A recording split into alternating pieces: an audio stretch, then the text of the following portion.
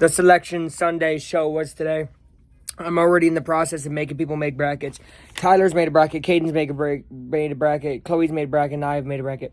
So already 4 down. Hopefully I can get 3 to 4 more so I can just have a crazy variety. But let's go over the matchups that I think of those brackets are the most interesting to me. And we're going to start with St. John's versus Omaha. This is the matchup that maybe is the least interesting just because St. John's is so good.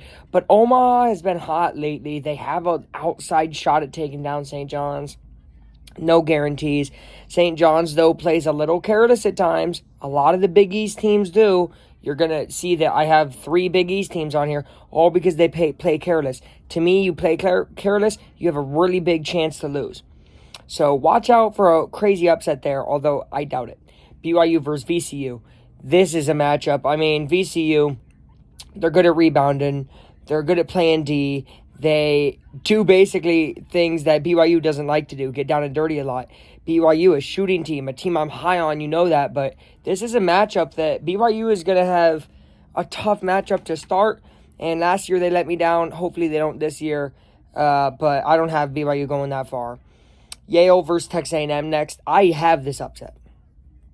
I do. I'm going to, obviously, when I get all the brackets back of different people, I'll tell you the most picked upset, so maybe it can help you.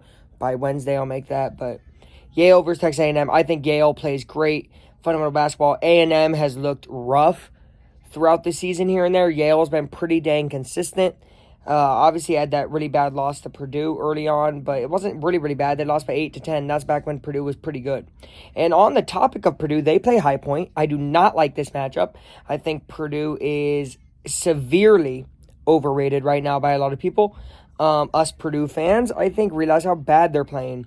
This is not a Purdue team that I am particularly fond of. The way they play ball, the way they do a lot of things, it feels like next year's really the year. They got given a 4 seed. I have no idea how. Michigan got seeded below them. Wild. But expect this game to be an upset. I think there's a 75% chance Purdue loses this. I did pick Purdue to win, but that's probably my bias. I'm going to be real. And I don't have them winning in the second round. I'm not high on this Purdue team at all. Clemson versus McNeese. This is another matchup that I think you can look at. I think Clemson is going to be able to sneak away with it, but McNeese is one of the best non-Power 5 schools. The way they play basketball is incredible. And they've done it all year, and they did it all year last year. They are a team that could go on a Sweet 16, maybe Elite 8 type of run. They're that good of a Cinderella pick, maybe. Missouri versus Drake. This has to be the year Drake does it, right? Drake, year in, year out, last 2 years, have won the Missouri Valley Conference, won the Missouri Valley Conference tournament, back-to-back years, doing both, right, regular season and tournament. And they did nothing in both years in March. This is different this year. I think Missouri is good. It's a solid team. I think this Drake team with Sturts, they're a point guard. He's a difference maker. I think he hustles, makes the plays, jumps for loose balls, and gets the win for Drake. I think this is really one of those good matchups that you should keep an eye on. Next, Marquette versus New Mexico. This game right here.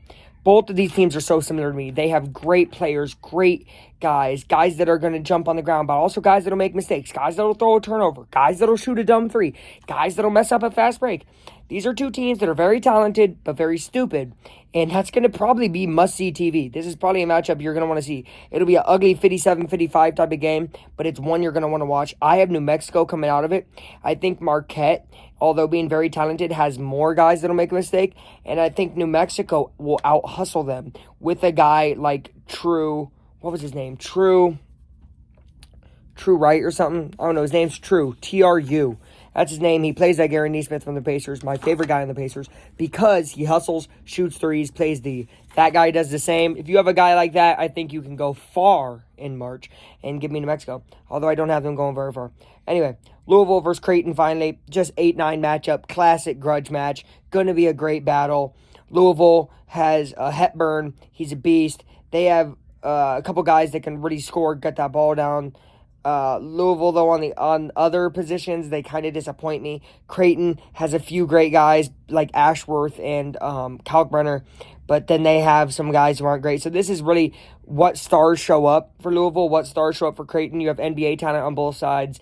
I think Creighton gets it done, but Louisville will be a good team. That's my games that are going to be fun to watch, upset alerts, all that in the first round, in my opinion.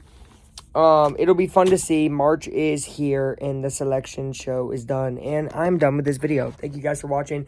Wish Chloe a happy birthday in the comment section below. She turned 20 today. Love you guys. I'm out of here.